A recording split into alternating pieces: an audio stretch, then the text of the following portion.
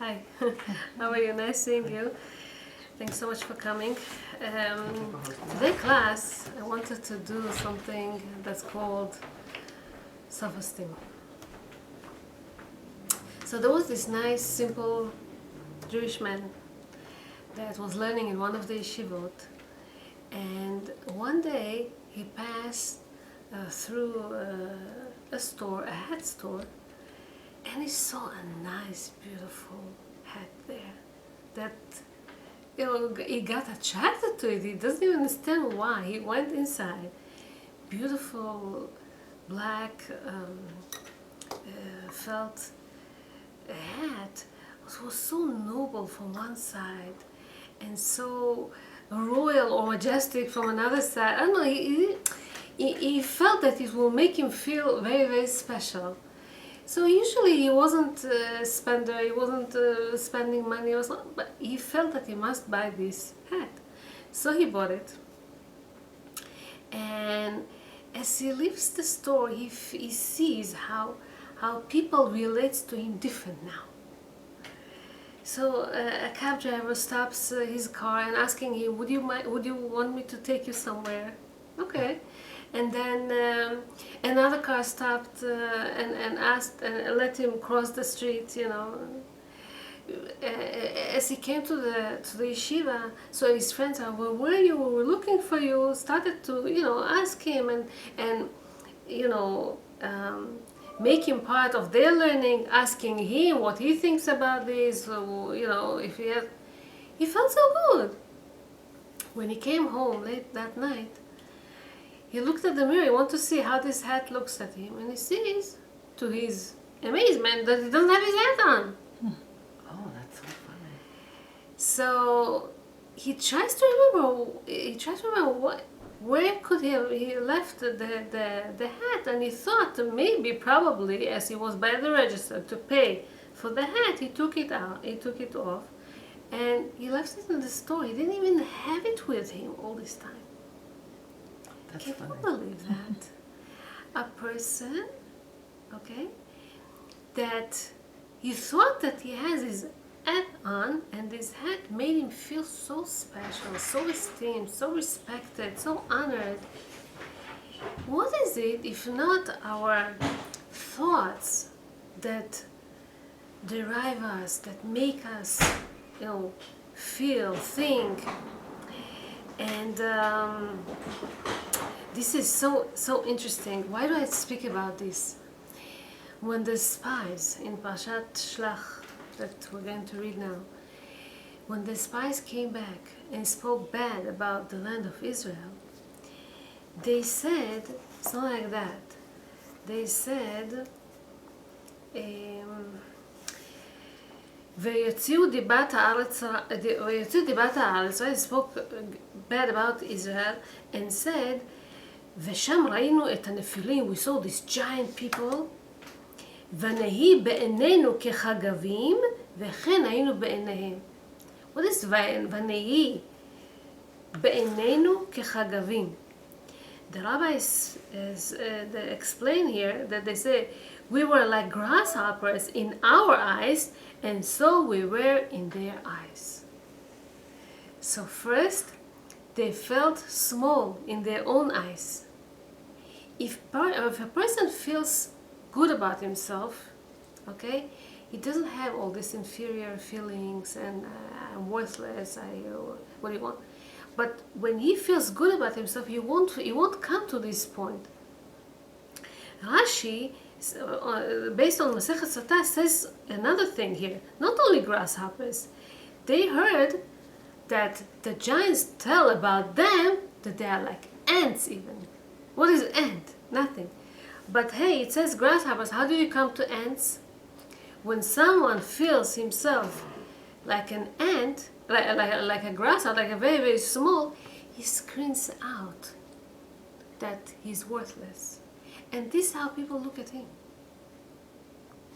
So this is why the giants thought that they're ants. Rabbi Mikotsk used to say, why do you care?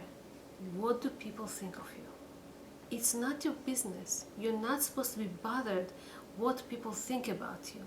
You think, how are you in your own eyes, not how people think about you. What, this is so important. It says in you see, once a person came, a student came to Simcha Boni Mipshischa, one of the yeshivot in Europe, and he tells him, Rabbi, I would like to study here. So he tells him, why do you come here? What are you looking here? There's so many other yeshivot. What are you searching exactly? He says, well, I'm looking for Hashem. I'm looking for spirituality, to get close. So the rabbi tells him, Hashem is everywhere. Look for yourself. Where are you? What do you want? What are your goals? Okay? Almost everything that we do in our life, okay, we get influenced usually from people, from the society, from the environment around us. We see what other people see. We love what other people love. We want to wear, we want to look like them, we want to be like them. And if everyone is doing that, probably this is what I'm supposed to do. Because we don't want to be outstanding out. We want to be like everyone, okay?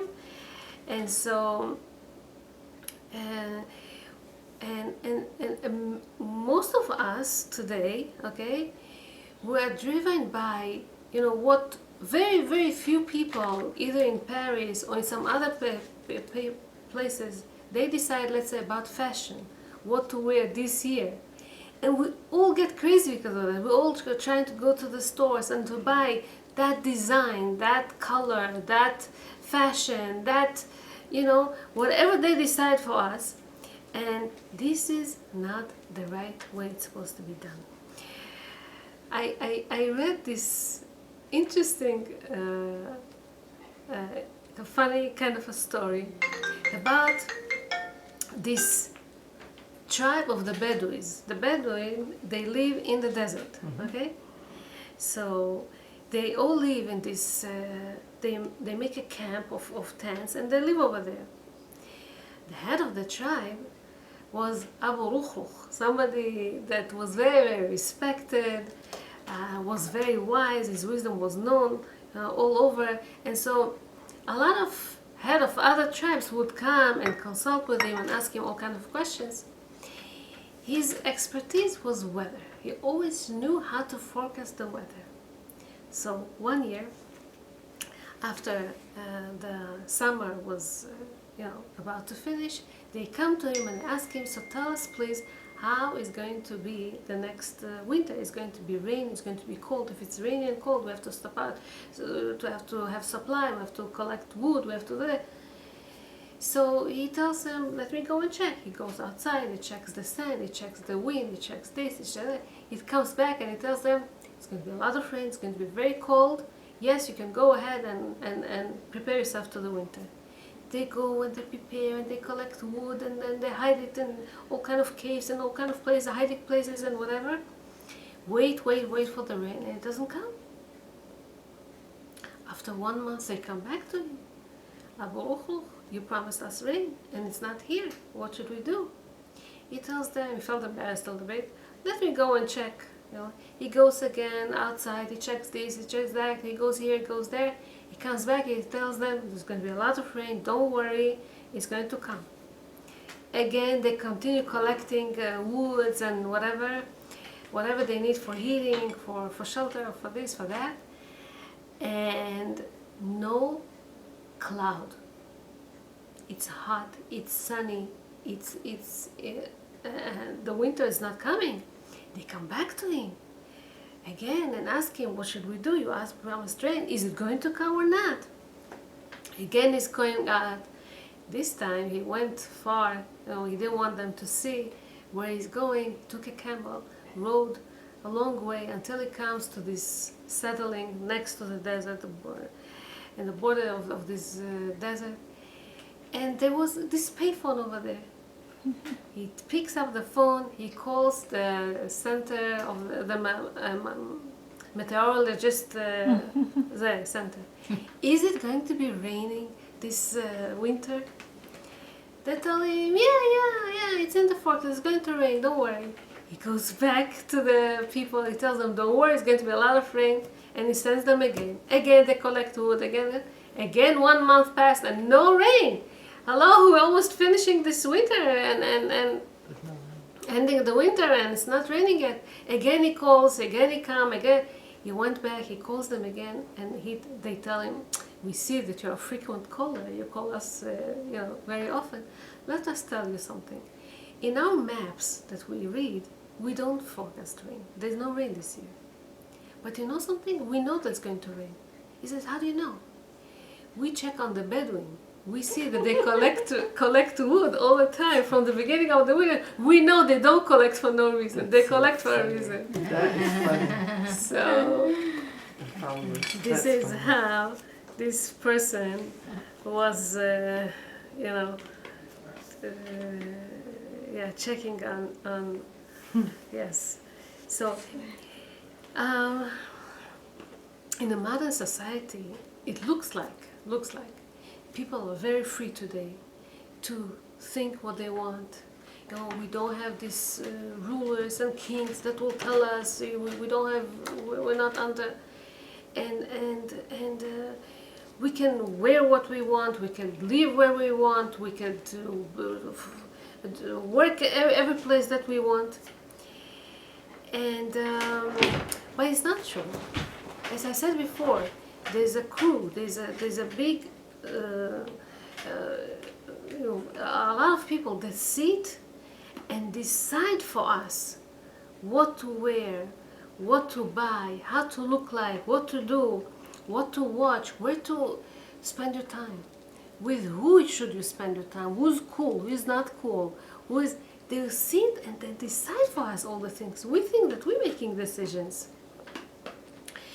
And it's interesting, they made this experiment, and there's a lot of experiments like that out there. A professor for psychology made this experiment with his students.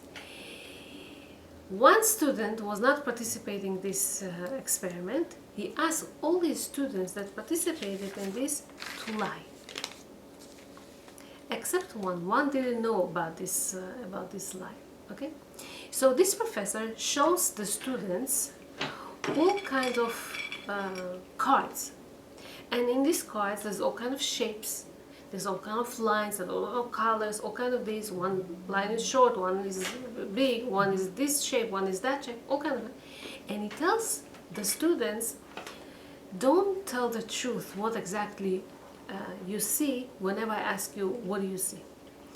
The target, the aim, the purpose of this experiment is to see from which distance the students can see, certain images, how big they are, what color they are, and so on. That's that.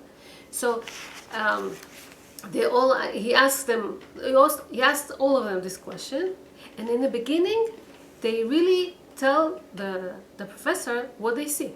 So in the beginning, they say the truth, but then after a few questions, they don't say the truth anymore. A big line, they say that it is small. This shape, they say it's a different shape. This color, they say it's a different color. Mm-hmm. And the student is looking at them. What are you talking about? And they lie very calmly, like they're not confused, and they say straight, and he's getting confused. So he blinks his eyes. Maybe he doesn't see well. He looks this way. He's trying to think. He doesn't understand. Only he sees wrong. They all see the same thing, and he is the only one that sees different. So when the professor asked him, so what do you see? Instead of telling him what he really sees, he told them whatever his friends said. I see also whatever they saw. Okay. This is called peer pressure. When you see the truth, but you cannot admit because you want to be like everyone. You don't want to be different. You're scared to be different. And this is how, without any force, no physical force, or not even a look, or people make you, people affect you, people influence on you in all kind of ways. It's amazing. Also, halachically, it's like that. It says that Mishnah Masechet Sanhedrin says, דיני נפשות מתחילים מן הצד, meaning whenever it's there's a person that I have to see, if to convict him or not. Yeah. So they don't usually, when they ask the judges one by one their opinion, they're not supposed to ask from the most important, the head of the Beit Din. They're supposed to ask the youngest Dayan, the youngest judge. Okay? Why? It's more important, it's more respected when you ask the head of the Dayanim. Right. Why should you ask the youngest? Because he's not so sure. He hears what the head of the Dayanim says, and even though he doesn't agree with him, he must agree with him. Because what do I know as opposed to him? So they start with the youngest Dayanim. The youngest Dayan could stay sometimes the whole night figuring if he's right, if he's not, if he's innocent or he's guilty, and he may come to a certain conclusion, but when he sees all the other judges judging, let's say that he should be guilty, he would also make the same thing. Therefore, they say, halachically, first you ask the youngest, so you shouldn't be biased. Okay. And so let's continue on. It says in Ilchot Trefot that whenever, let's say, a chicken was thrown from a very high height to the ground, it could be taref. Why could be taref? Because it could be hurt, or some the inner parts that you don't really see could be damaged. How would you check? There is a way to check though if this chicken is kosher or not. How would you check if this chicken, this goose, this duck, if it's kosher or not? Let it swim. Let it swim? Let it swim. If he knows how to swim in the river, so it's good. But if he swims against the flow, if he knows how to swim against the flow, he puts a lot of power, a lot of strength into swimming against the flow. This is when they know that he's kosher. But if he swims with the flow, even a log of wood can go along with the flow. This is not an indication for kosher. Kosher is only when he goes against the flow. So many times, okay. How do we know if a person is if he has values, if he has this, if he goes? Many times, a lot of people, most of this world, they believe in a certain way. We believe in a different way. Mm-hmm. And you are tested if you know how to go against the flow. Even who was Avraham Avinu? All the world was from one side of the river, and he was on the other, and he didn't care what they said about him. He didn't care what they think of him, what their thoughts about him, and everything. So this is what Yehoshua. This was the greatness of Yehoshua and Kalev. Imagine to yourself, all these spies are going, and they decide on one. We're going to decide one thing. That Israel is not good for us, from all kind of reasons. They wanted to stay in the desert, they wanted, whatever the reasons were. And so Yehoshua and Kalev could easily, kind of lower their own opinion, even though they see that Israel is great and everything, and go with the flow. But they stood against. It wasn't easy. They needed a lot of prayers, they needed, So, but this is what was the greatest thing about Yehoshua and Kalev. Interesting story. The former chief rabbi of England, Rabbi Emmanuel, Rabbi Lord, I think he was also Emmanuel Jacobowitz, of blessed of memory, passed away, was once invited to the Buckingham Palace. They made a big party, okay, and they invited him. So he wrote them back and he told them that he's very, very sorry, but because of his, he probably won't be kosher, he won't be able to attend this party. And they wanted him to be there very much. And they assured him that they're going to do whatever they can to provide all his kosher needs. They will buy him special set, they will do whatever, special food, special this. So he agreed. The special day came, there were all the very important people, all these important guests, they all came. So they were all sitting, around the tables, and his dishes were the same similar dishes like all the others, but new ones, and they had stickers that it's a kosher. This is how we would know that it's kosher. Very strange thing happened after the first course that they gave out. All the people stood up and changed seats. He didn't know what it is. They explained to him that in order that they want all the guests to meet one another, to meet each other. If they all sit in one place, you don't mingle with the people who sit in the other table or in the end of the room or whatever. So this is their custom. After each course, they change seats. This is how they meet more and more people. Rabbi Jacobovich, he was concerned. What should I do? What is his kosher food? What was his kosher plate? He didn't know what to do. He felt so embarrassed, but he picked up his plates, his glassware, his cutlery, all this the spoons, the knives, the cups. He felt so embarrassed, but from place to place, after each course, he had to go, from place to with all this. He felt so embarrassed, but what can he do? So in the end of the meal, when the party was over, so Prince Charles, he was shaking hands with everyone and thanking them for coming.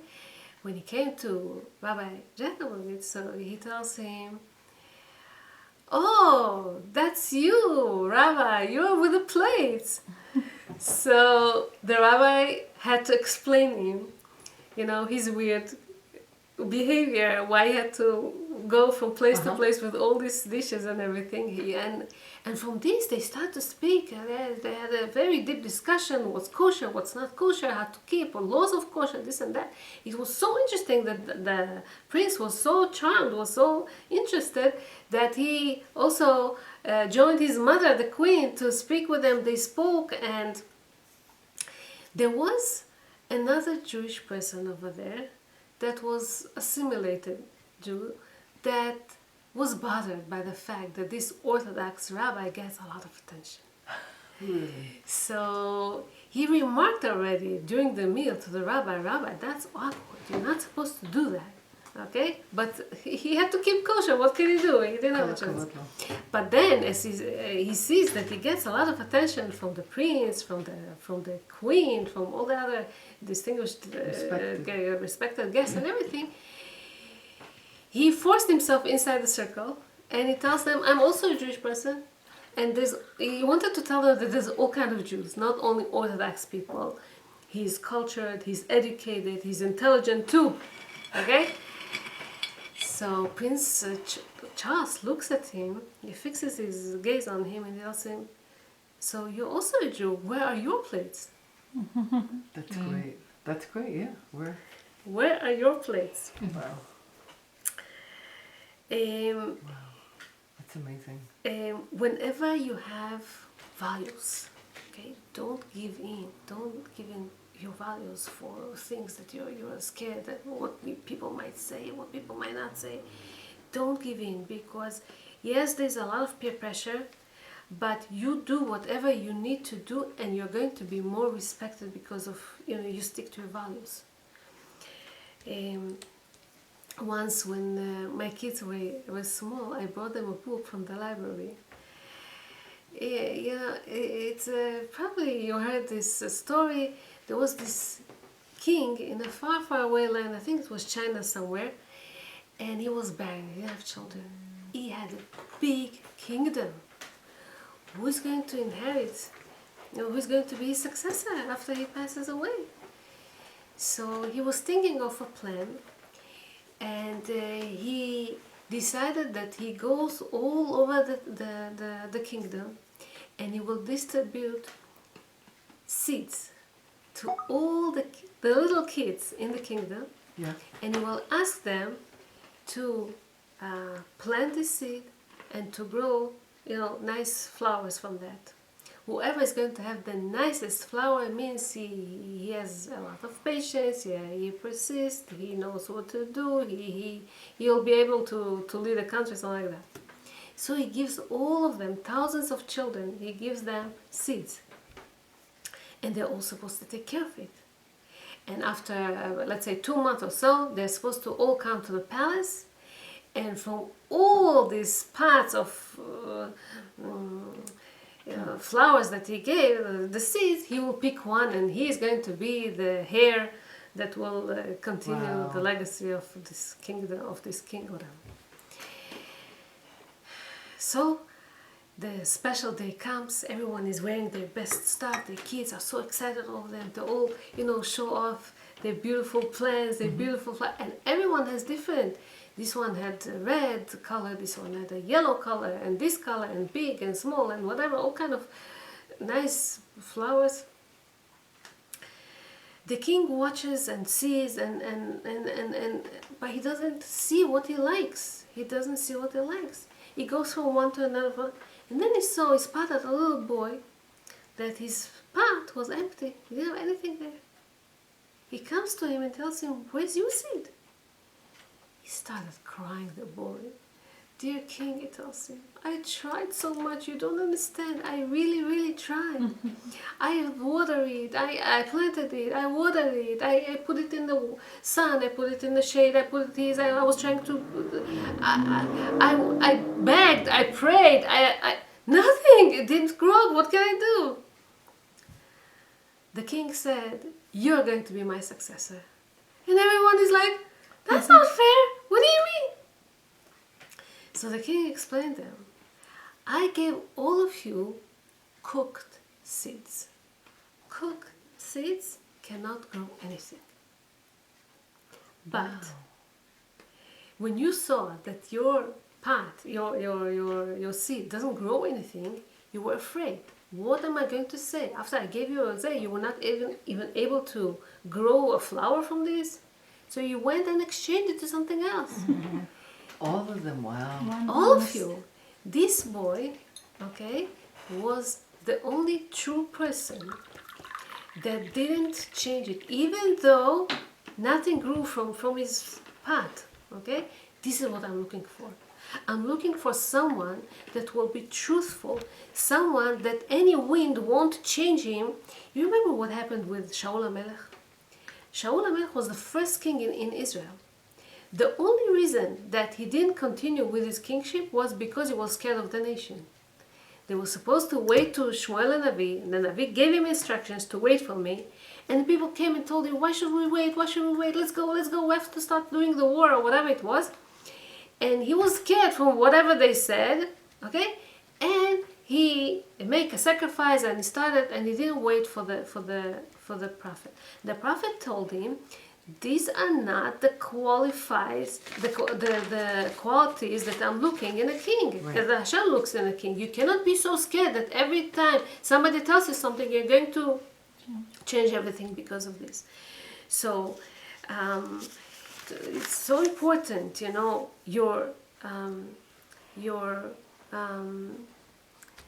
how you look at things. So to be truthful. There is this guy by the name Paul Boyneton. He's a CEO of a very big gas company in America. He interviewed more than 60,000 people to jobs, all kind of jobs, and he wrote a book about this. John Boynton, you said? Paul Boyneton. 6 ways how to find a job. This is his book that he wrote. And he says most people are dreaming, let's say, for a certain job that they want to do, but they're not accepted to this job. Why not? Because whenever they come to this interview, I ask them questions. They don't answer me the right questions. They don't. They answer me whatever I want to hear. Right. And I don't want them. I don't want them to be fakers. I don't want to tell them to hear whatever I want to hear. I want to see how true they are. Okay? It's so important whenever how you conduct yourself, how true you are to yourself. One of the there was this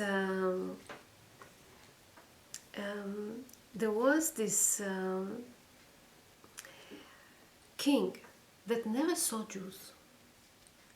He heard about the Jewish nation, that they are very smart, that they're a very antique nation, very authentic, and he wanted to meet a Jewish person. So he asked his slaves, his subjects, whatever, go and find me this Jewish person. I want to meet him. He sends his slaves, he sends his messengers, people all over the kingdom, okay, to find for this kind of a Jew. They searching and searching and searching. Eventually, after a long time, they didn't find this, very far village. A Jewish person was living there. So they call him, they come in, and they tell him, listen, the king wants to meet you. He was so excited, that he had this merit that the king was going to see him. No one from his village ever saw the king, or even from his town ever saw the king. So he wanted to prepare himself. Number one thing that he did, he went to the barber. He tells him, please fix me, look how I look like. So he shaved him, he cut his hair, he make him look presentable. Then he went to the tailor. Please, I need to wear something nice, So he prepared for him this clothing up to date, very modern, nice, cool look that it gave him. And then once he's ready, he's going to the king. As he comes to the palace, the servants are telling to the king, this is the Jewish person that you were looking for. This person comes inside the palace. The king looks at him, and he tells the servants in an angry voice, this is the one that you brought here? Who is this person? He's an ordinary person like all of us. Look at him. He doesn't look authentic. I heard authentic Jews, they have their peot, they have their beard, they have their special joma or their customary things that they wear usually, their customs, their whatever. Where is this? I don't see that. When you leave your values away and what's important to you and try to adjust, try to look like everyone, try to be one of the mass, you're losing it. That's right. Very true. And this is what Yehoshua and Kalev were trying to go against the other spies. Not to be like all of them.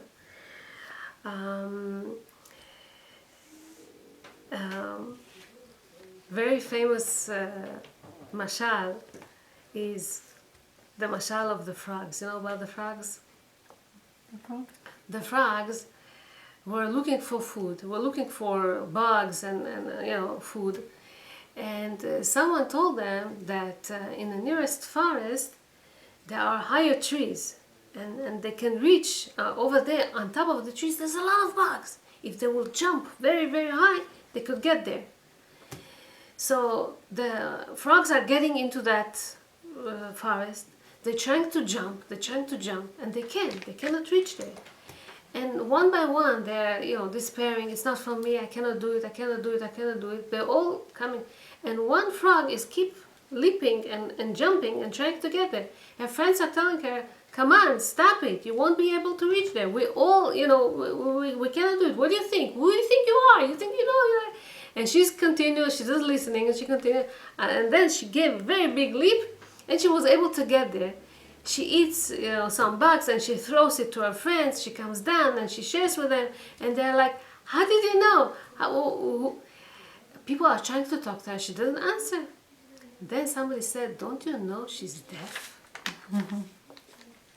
if you keep listening to what your friends are telling you, you're not capable, you're not able, you're worthless, you don't know, of course you're going to go down. Of course, because they influence. What can you do? This is what this is. But we're not supposed to listen to what they say. You're supposed to do whatever you're supposed to do, and forget about whatever people tell you. This is what Rabbi Mikotsk said. This is what Rabbi Simcha Bonim Ripshischa said. This is what. When you're wearing this hat of I am important, I know what's my goal. I know what's. This is where you get to this self-esteem that we're talking about.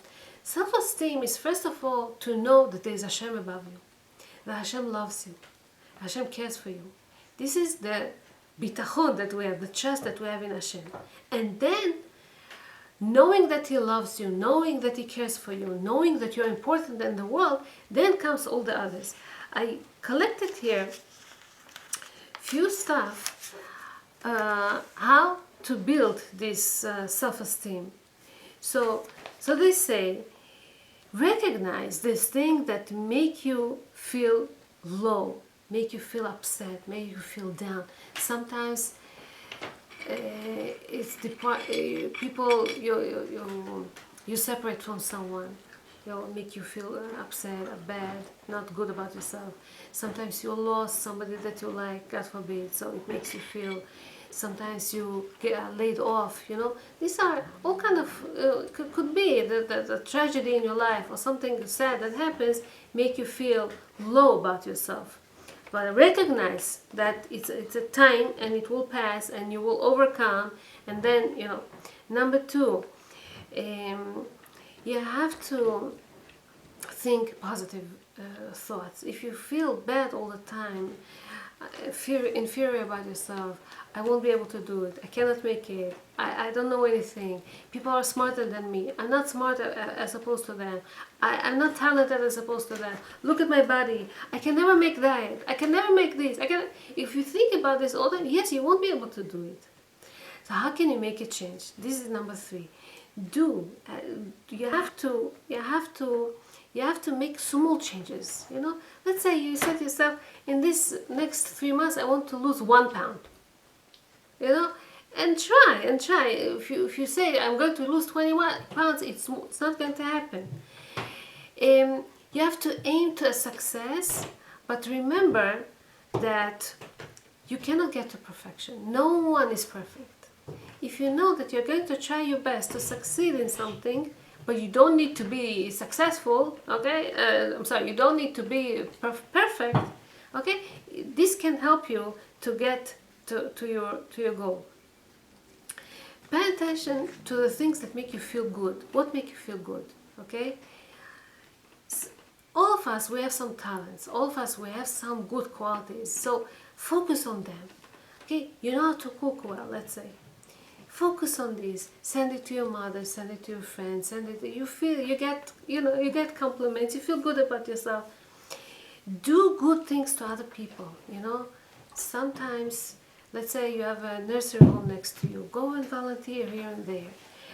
You can help out to someone that just gave birth. Here and there. Whether it's babysitting the children sometimes, whether it's cooking for her, whether it's sometimes even come and wash dishes or something, once here and there, you feel good about yourself when you're helping out. Mm-hmm. Sometimes you're good in English and you can help out, with private classes that you give to this boy or girl or something, and you can give your time, why not? Spend time with people that you like, people that make you feel good, okay? People that may compliment you. This is basically how you make yourself feel better. Don't pay attention to what people say, because people will say something all the time, and you just cannot pay attention to these things. Let's finish with this cute story that people say. A father went with his son to the market, and they had a donkey. So they're all 3 of them going to the market. One person meets them and he says, "You're stupid, you have a donkey, why don't you use it?" So the father decided he's going to listen to this person, and he goes on top of this donkey. And then they continue walking, and somebody stops them and says, "I don't understand, you're a father, you have a little boy here, okay, hardly walks. put him on the donkey. Why you on the donkey? So the father comes out down from the donkey and he puts the boy on the donkey. And then somebody else meets them and says, you boy, you're not ashamed? You're on the donkey and your father is walking, he's so older. So the father doesn't know what to do now. What should he do? They decided that both of them sit on the donkey. They sit on the donkey, somebody else meets them.